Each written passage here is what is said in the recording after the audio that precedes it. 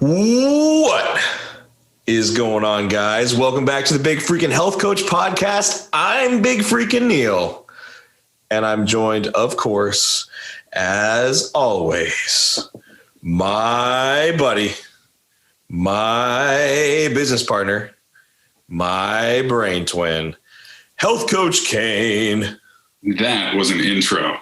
Was that not? Oh, buddy. One of the best intros we have ever had here on the Big Freakin Health Coach podcast.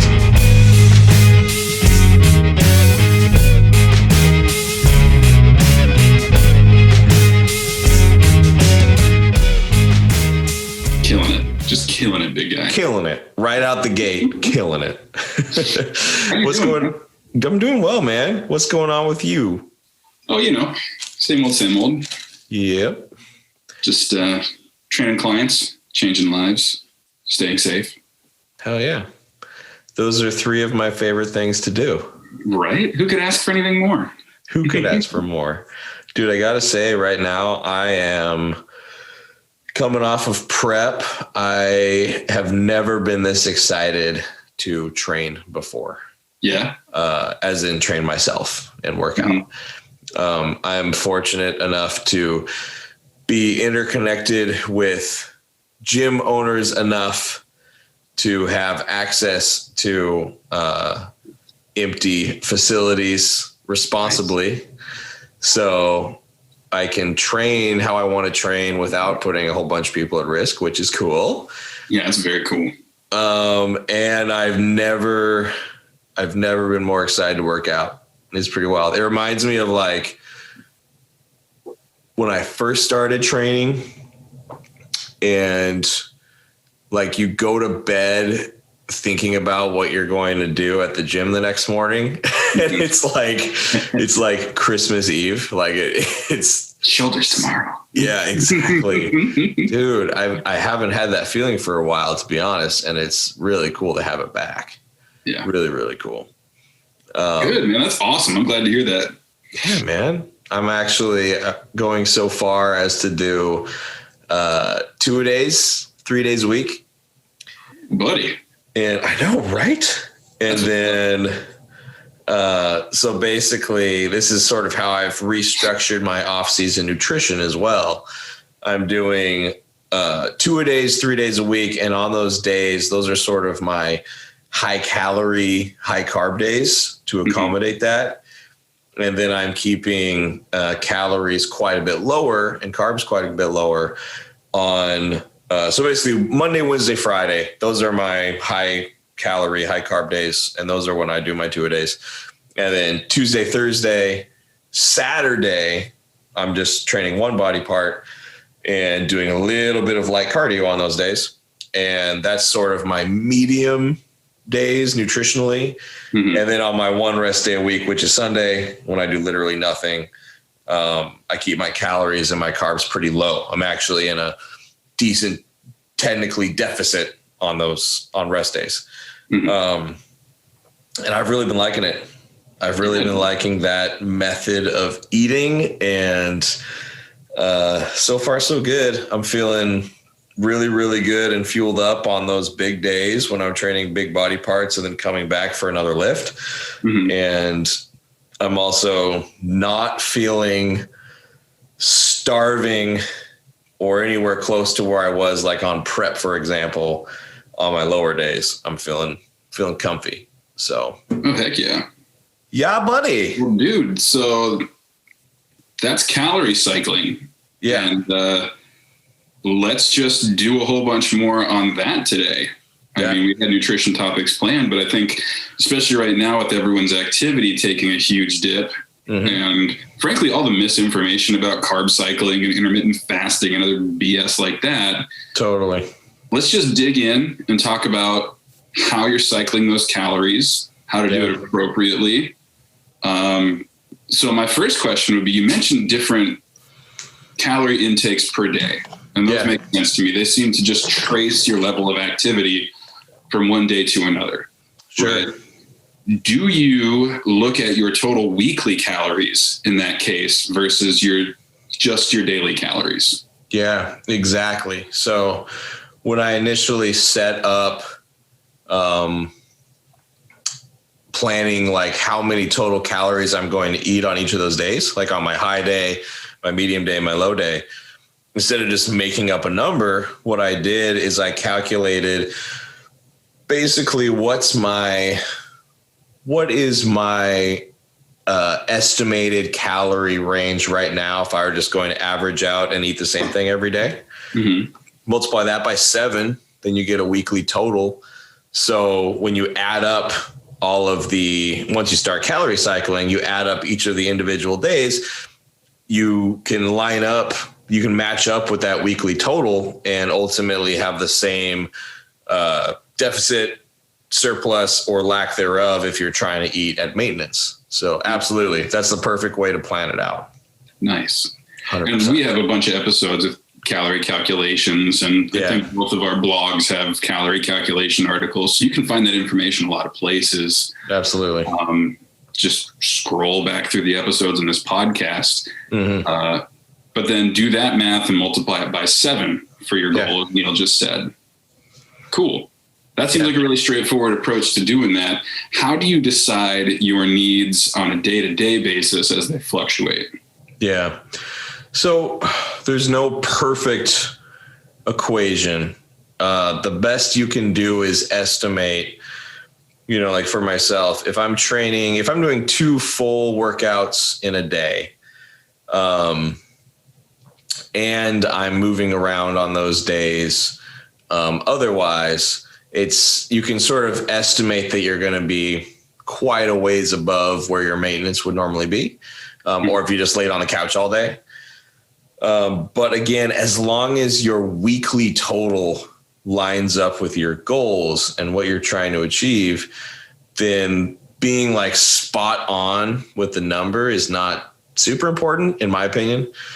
So for example, if you're trying to plan a high calorie day and that high calorie day fits perfectly into your weekly total you're trying to hit, but on that given day, you didn't burn quite as many calories as you thought you did, but the weekly total is still the same. It's not that big a deal. You're going to be in a slight surplus for the day, but probably a deficit on another day, and it'll ultimately even out.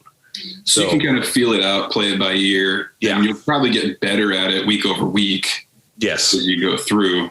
You can dial it in week to week, pay attention to what your body weight is doing on the scale. What I would recommend is weighing yourself, plan a weigh-in the morning of a high day, preferably after a low day. So when you're fasted first thing in the morning, but before you start eating for your high day, weigh yourself, because that's going to be your most accurate measurement of your body weight. Is coming off of a low day when you're a little bit more glycogen depleted. You don't have quite as much water and food in your stomach. That's going to give you a more accurate number week to week of what your body weight is actually doing. Because you will probably see some fluctuation. If you're eating 4,000 calories on your high day and 2,500 on your low day, you're probably going to weigh a pound or 2 more just from glycogen and water storage after the 4,000 calorie day. So like in the example of your lifting and eating plan, your high days, Monday, Wednesday, Friday, you have an off day on Sunday. So you would want to measure and weigh yourself Monday morning. Correct. Exactly. Exactly. That's going to be your most accurate weight for the week. And that doesn't mean you can't weigh yourself on other days. Like it depends on the person. If your body weight fluctuating has a big impact on you psychologically. Yeah. If you get on a scale and you're up a couple of pounds from your high day, and that is a huge demotivator for you, then stay away from that. Just weigh yourself after the low day. And even then, understand that there's going to be varying amounts of food in your digestive tract, how hydrated you are, how much water you're retaining. All of that is going to come into play with how much your body weight fluctuates day to day. So just keep that in mind. When you're varying your intake more, you will fluctuate more.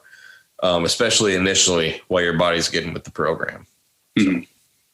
So then walk me through, just before we get into any macronutrient questions that I have. For the average person, you're a bodybuilder, you're a big dude. Yeah. You're currently running this program and you just ran a similar one for your prep. Let's say you were an average Joe and you're probably built more like me instead of you. And you're like, I don't know, it's for the sake of math, you're 200 pounds. Okay. You're 5'9", right? Okay. What would a calorie cycling plan look like if I'm working out? Hypothetically, I'm doing a total body workout Monday, Wednesday, Friday. Yeah.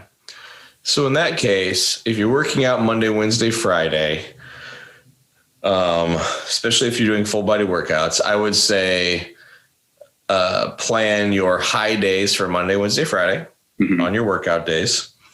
And I wouldn't overcomplicate it. I mean, you could even just do high days and low days.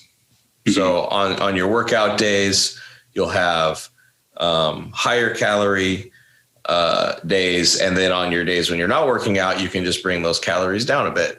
A good place to start, I would say, would be to vary your intake by like 20%.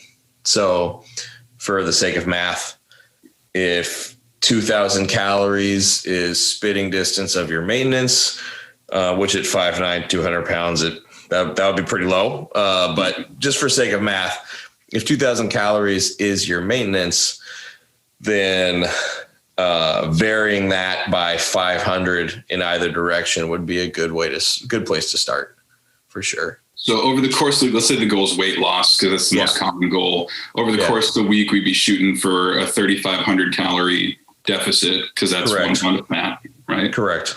Which would be, if you did them all evenly, a 500 calorie deficit per day. So if I were to eat at maintenance calories Monday, Wednesday, Friday, and then had like a 750 or a 700 calorie deficit the other days of the week, that would get me in the ballpark, right? Absolutely. Yeah. You're accounting for the extra calorie expenditure on your workout days. So technically eating at quote unquote maintenance, you're actually still maintaining that deficit most likely, just because you're burning more calories, and having a bigger deficit on your off days is actually probably the correct deficit, because you're not burning those calories on those days. So to use our example here, if you're shooting for a 20% deficit, so 500 calorie deficit, that would mean that you're on average trying to consume 1,500 calories of energy every day. Multiply that by 7, you're at 10.5. So 10,500 calories over the course of the week. So you can sort of manipulate that and play around with it. And as long as you're maintaining that 10,500 calorie weekly total, there is some wiggle room there too. Like, let's say you feel better, both physically and mentally, to have, your 750 more calories on your workout days, and then a bigger 250 calories fewer on your off days. That's okay, as long as you feel decent doing that. If anything, it'll give you energy for the workouts, and you'll feel better on your workout days, and you won't feel as hungry, and you won't have as many cravings on your off days, because you allowed yourself 3 times a week to eat more food. Like, that is also very psychologically beneficial, I think, when you are in a deficit. Nice. Yeah. Like, I know for myself, if like I touched on earlier, I don't feel like I'm in a huge deficit on my low days, even though I technically am in a deficit, because I had that high day yesterday. So for example, yesterday was a high day and today is a low day, and I haven't had a ton of calories so far today, but energy wise, I feel great. And I feel it actually, after eating more food yesterday, it feels good to be a little bit lighter and not be eating quite as much food today. And I feel satiated. I don't feel starving. Mm-hmm. It's almost like your body just sort of gets used to that rhythm of food intake. Yeah. And having the psychological freedom to eat more on those high calorie days is also just, I think, extremely helpful for your brain. Yeah. Gives you a little break a few times a week. I like it. Yeah, man. So I'm sure that you as a bodybuilder have also broken this down to the macronutrient level as well. Yes. Can you tell me a little bit about that? I'm sure you don't change your protein intake, but when it comes to carbs and fats, like which one do you manipulate more and how? Yeah. So protein and fats, I pretty much maintain throughout the week. Okay.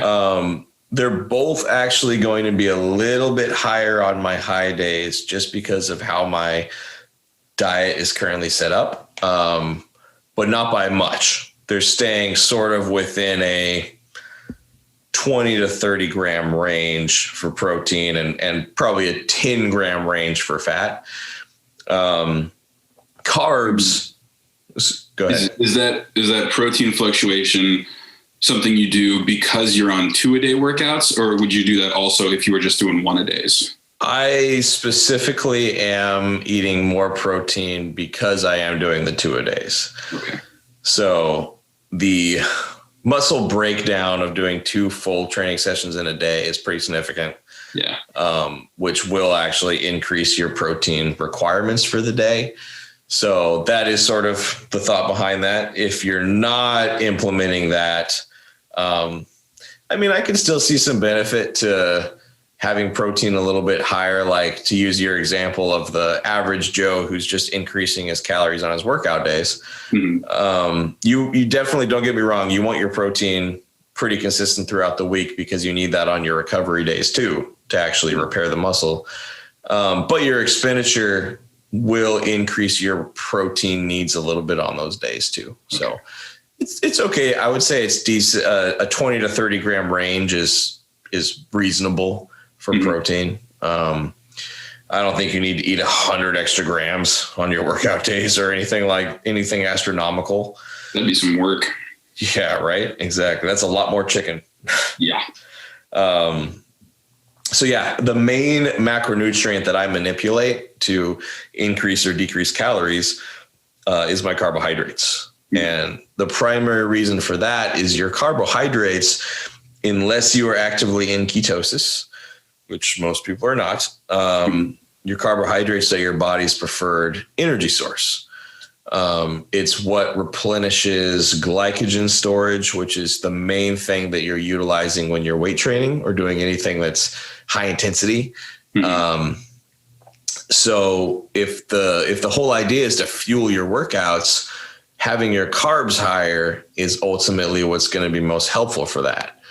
Your body, just having your overall energy intake higher will help regardless, because you're just burning more calories. But if you are advanced enough to get a little bit more nitpicky with it and get a little bit more specific, your carbs are going to fuel your workouts the best, I guess. If now at this point we're optimizing, right? Yeah. So if you're an average Joe, it's nutrition, right? I mean, like, yes, you have to have your basic nutrition in place before you graduate. Yeah. To individualizing the intake for the day. So this is an advanced thing, right? Definitely. If you're an average Joe, make sure you're hitting your protein requirements every single day and your calorie goal for that day. Those are the two biggest things. Yeah. And I like how you put that. If you sort of graduate to the next step beyond that and you want something more specific, more individualized, then carbohydrates are the way to go for sure. Cool. So the way that I do that is depending on how many more calories I'm trying to consume on my high days, most of those calories will come from carbohydrates as opposed to protein and fats. And that's really simple. It's when you eat like a bodybuilder, it's really, really simple to do that, because all that looks like is a larger serving of oats in the morning, a larger serving of rice throughout the day. You know, it's really easy when your food groups are individual like that and really simple to They're bump very up. separated on your plate. Yeah, it's easy to increase one macronutrient and not have the others come up with it. Yeah, for sure. So from a cooking standpoint, is the amount of work, so there are two kinds of people, in my opinion. There are people like us generally who eat very segmented macronutrient plates. Yes. And there are people who like to make food that incorporates all three macronutrients into one cohesive dish, like, I don't know, a casserole or a soup or something like that. Sure. I imagine it is exponentially more difficult for type B to manipulate a macronutrient specifically than it would be for us type A people who have it already separated on a plate. Yeah, I would agree with that for sure. I mean, depending on what the dish is, I guess you could try to zero in one ingredient to increase, but it is going to be more complicated. Like, I mean, so like, let's say for the sake of my favorite cheat meal, pizza. Yeah. If I wanted to cut some carbs out of pizza, like, what can I do? Just like switch the crust to a cauliflower crust, and that's about it, right? Pretty much. I mean, you could thin crust, crust thickness, I guess, would be a good way to do that. So if you're limiting carbohydrates on a day, a really thin crust would be helpful. And then usually the other macros that are coming from the toppings are pretty much the same, regardless. Yeah. And then if you're increasing carbohydrates, more of like a deep dish style might be the way to go. Double dough pizza, something like that. Yeah. But see, like, that's so much more complicated and so much less precise than being able to just go, oh, I'm going to have a cup less of rice with this meal. It is. And again, that kind of brings us back to knowing where you're at and how far you've graduated into the complexities of your nutrition program.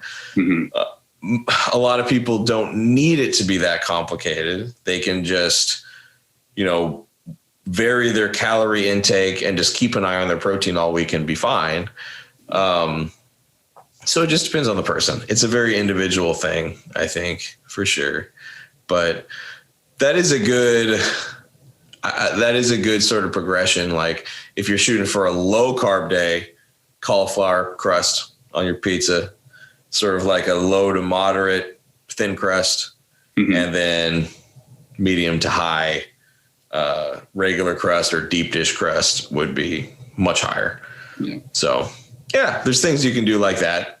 It's also, I think, important to sort of balance that. So a good example of that, to use myself again, is I am very, very specific with my macronutrients on Monday and Wednesday, on those high days where I'm really not increasing fats at all. And I'm just increasing like bigger portion of rice, like I said, bigger portion of oats, and everything's pretty individualized. I'm not really eating anything that's a lot of combined macronutrient ingredients. But then on Fridays, that's usually the night that my wife and I will get a pizza. And on that day, I will sort of moderate my fat intake throughout the day to account for that, to account for the cheese and the pepperoni and whatever else. But at the end of the day, as long as I'm hitting my protein goal, I'm burning those calories because that's a really big lift day for me. It's a really big workout day. Then you're good. It's all about balance. You also need to give yourself enough wiggle room with it that you can enjoy yourself on occasion and not stress about, oh God, my fats were 10 grams higher this day than they were on Wednesday, and my carbs weren't high enough. Like at the end of the day, one day a week is not going to hurt you. Yeah. So, yeah, man. Cool, man. What else would you want to add? Is there anything that you think just frequently asked questions, common mistakes, anything like that for someone who would want to try to start doing some calorie and carb cycling? Yeah, I would say the most common mistake that I've seen is just treating the high days as all out cheat days. Yeah. Because you do see that a fair amount. Like, there's a couple of reasons why that's detrimental. It sort of creates an unhealthy relationship with food because you're binging for an entire day, and then you're probably going to have to bring your calories way lower on the other days, and you're going to feel bad after binging, and then you're going to feel bad on the other days because you're not eating enough food. Yeah. So keep that in mind. It's also really easy to underestimate your caloric intake if you're just eating whatever you want all day. Yeah. You're going to end up in probably, depending on the person, you're going to end up in probably a pretty sizable surplus, not maintenance or a hair above surplus like you want. So keep that in mind. A high day is not a cheat day. Right. And monitoring your macros can actually be really helpful for people that have a tendency to do that. If you have to keep an eye on carbs as your main thing that you're increasing, that's going to eliminate a lot of cheat foods, because things like donuts, pizza, really calorie dense foods are usually high in fat. Yeah. So if you're trying to moderate your fat intake, keep it consistent, and just increase carbs, that only leaves so many options. You know, those are usually pretty clean carb sources if they don't have a lot of fat in them. So that'd be my biggest common mistake. I would say otherwise, my biggest piece of advice is listen to your body. If you are force feeding on your high days, then they might be too high. And if you're starving on your low days, they're probably too low. You want to find that happy medium where you're fueled up and you feel good on your high days. It scratches that itch. It satisfies some cravings that you might have throughout the week. And then on your low days, you're not ravenously hungry all day, staring at the clock, trying to figure out when you can time your next meal. And that's just a trial and error process, right? I mean, there's not really a good, hard and fast rule. Absolutely. You kind of have to play it by ear and make adjustments as you go. Absolutely. Again, it's such an individualized thing. There's no one size fits all. My high day would probably feel like a ton of food to some people and be way too much food for some people. Mm-hmm. And then others, they probably need more food depending on their goals and their body composition and their body weight. So yeah, I think it really just depends on the person, and it will take some trial and error to dial in exactly what your body needs based on how you're feeling throughout the week. Cool. Here's a good question for you, related. So those people that are, that do have limited access to equipment, who are not as fortunate as I am, or you with your awesome garage setup. Yeah.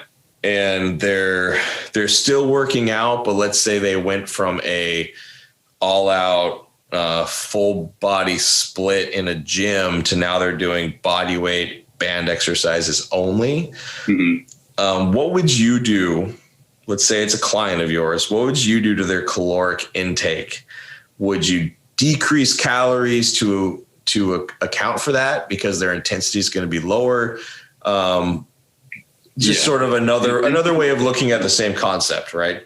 Yeah. So what I'm going through right now with some clients nutrition wise is there are two pieces to this. You have hit the nail right on the head with the intensity of their workouts is typically lower, even if the duration, the time under tension are longer for some of these, because the load is less, the intensity overall is down. Sure. And in those cases, I am bringing their calories down a little bit to accommodate that. Makes sense. Especially if they're not able to increase the frequency that they're working out. If they can work out 1.5 to 2 times as much, I'll leave it alone. because the overall added activity will probably even out for the intensity roughly. Yeah. The other thing is typically as much as 20 to 30% of a person's daily caloric expenditure typically comes from non-exercise activity thermogenesis. So like walking to the water cooler and back, taking the stairs once in a while, walking to and from the elevator even. With so many people working from home, that's come down to pretty much zero. Mm-hmm. So I've had several clients who've been like, hey, I'm in my calorie deficit and I'm gaining weight. What's happening? And the answer is you're not actually in a calorie deficit. Yeah. And you can cite all the hormone research you want, but none of them will tell you that you can create something from nothing. So if you're actually in a deficit, you can't create more fat mass. Yeah. It has to come from somewhere. Even if it is hormonal, it's still thermogenesis due to hormone fluctuations, right? Yes. The rule still applies. Like insulin sensitivity, poor nutrient partitioning, you typically accumulate fat faster than the average person. Mm-hmm. You have to be eating enough to create it. Yes. So that's all something that has been a huge adjustment and varies greatly from one person to another, because we're working so much more closer to a person's resting metabolic rate, which is highly individualized and depends on a lot of hormone ratios and nutrient partitioning. So there's going to be a lot more trial and error because none of us have the lab equipment at home to really dial in your numbers accurately. Yeah. So to answer your question, yes, I bring it down for the lack of intensity. And then I also bring it down for the lack of just general movement in somebody's life. I mean, and like I have grown men over 200 pounds eating like 13 to 1400 calories right now. And it's like a modest deficit for them. Yeah. Because of the lack of activity. Absolutely. Yeah. I mean, you're pretty close to your BMR if you're sitting literally all day long and your only non-exercise energy expenditure is like getting up to take a leak, you know, that's every 2 hours. That's not much. It's really not much. Like 8 steps to your bathroom and back. Yeah, exactly. Right. Yeah. The BMR, your basal metabolic rate is literally the calories that it takes to keep your heart pumping and your lungs breathing. Yeah.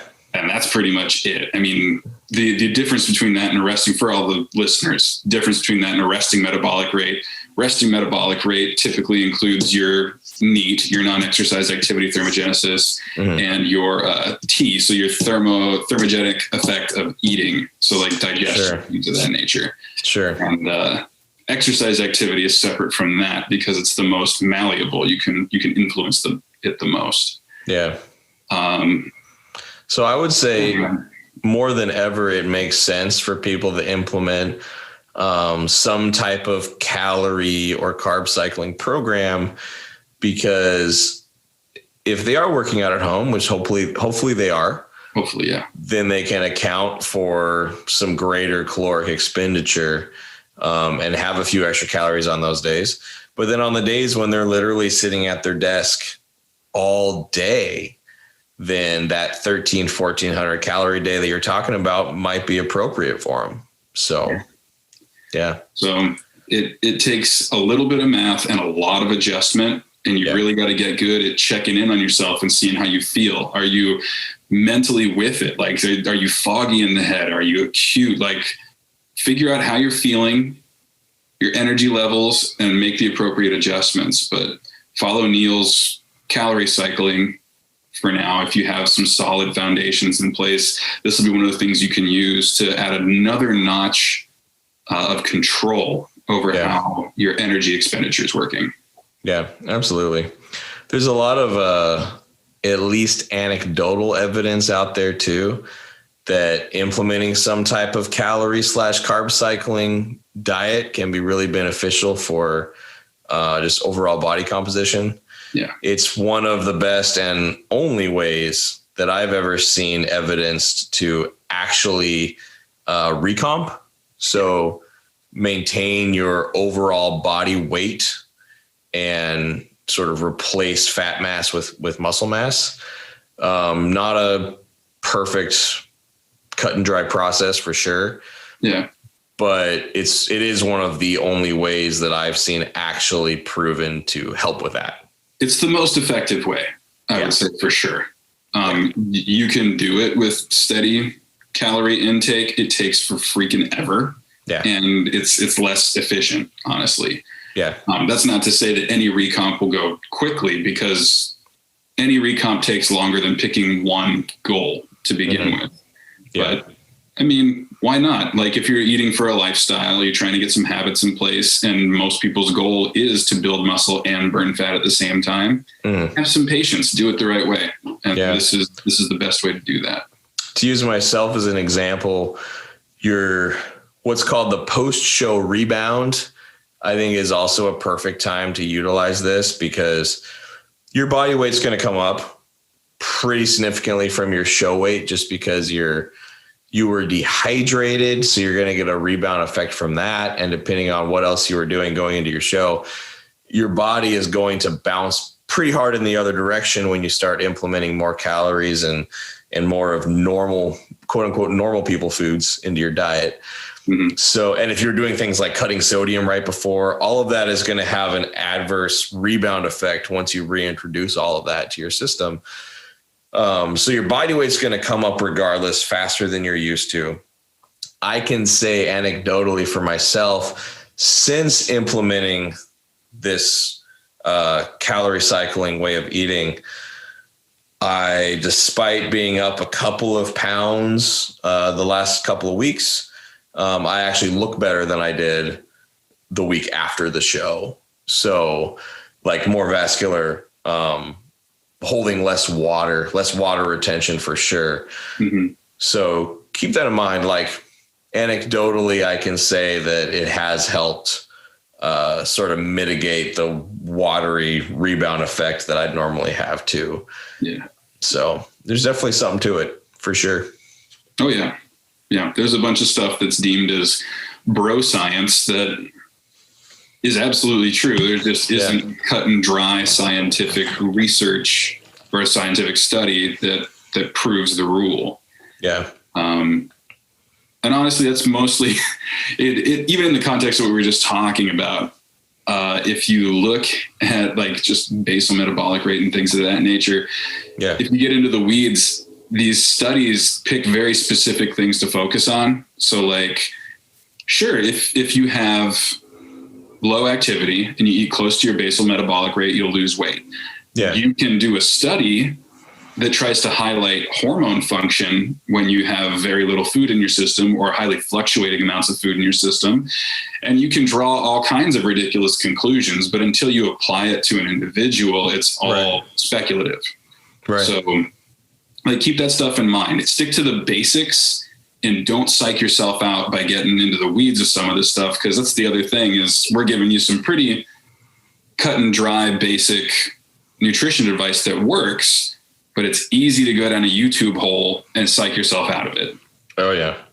That's the whole concept of anecdotal versus scientific evidence, and just like quote unquote, bro science versus evidence-based research is hugely fascinating to me as a generally scientific minded trainer who's also a bodybuilder.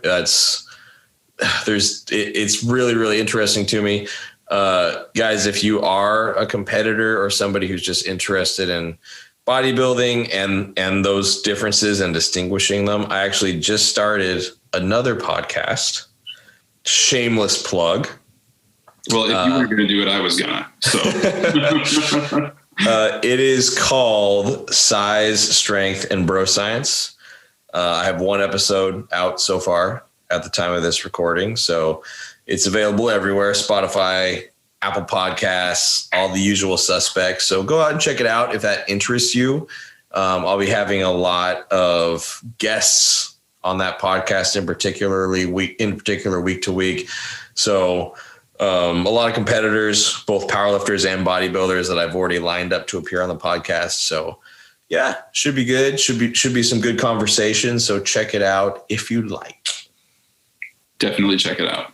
100%. Definitely check it out. Because the bro science and evidence-based shouldn't be the dichotomy that people think it is. They should overlap a ton, and they do. They do. Especially in training applications. And I love that Neil's going to be digging into that stuff. So I'm going to be listening. So. I mean, that's all that really matters to me, buddy. Let's go. What do you think? All right, man. Anything else? I think pretty much wrap it up. I think that pretty much wraps up a really good comprehensive guide to calorie cycling. And if you're a little bit more advanced, carb cycling ultimately. So. And as always, if you have further questions about that, or you want a little bit more specific advice on it, hit either one of us up on Instagram in our DMs, and we are happy to help you out. If you're a competitor who wants to do that kind of thing, you are a bodybuilder, definitely reach out to Neil instead of me. If you're a performance athlete or average Joe, I'm probably more up your alley. Either one of us can work with general population. So you don't have to be picky there. Yeah, exactly. If you like beards, go with Neil. He has an amazing beard. I know you can't see it on a podcast, but good God, that thing is fantastic. I mean, I've never seen you attempt one, so yours might be even better. No, it won't be. I get so whenever Christian Bale grows out his facial hair and it's like really thin and stringy looking and like gross. Yeah. That's my beard. Once again, comparing yourself to Batman on the down low. I mean, I like to think Batman compares himself to me, but he probably does. Let's be real. Anywho, you guys, this has been the Big Freakin Health Coach podcast. Please hit us up on Instagram, share this podcast with everybody you know. The more listeners we have, the more of your questions we can answer, and we love doing that. So hit us up, and we will check you guys out again next week for even more super fun topics. Heck yeah. See you guys next week. Take it easy, guys.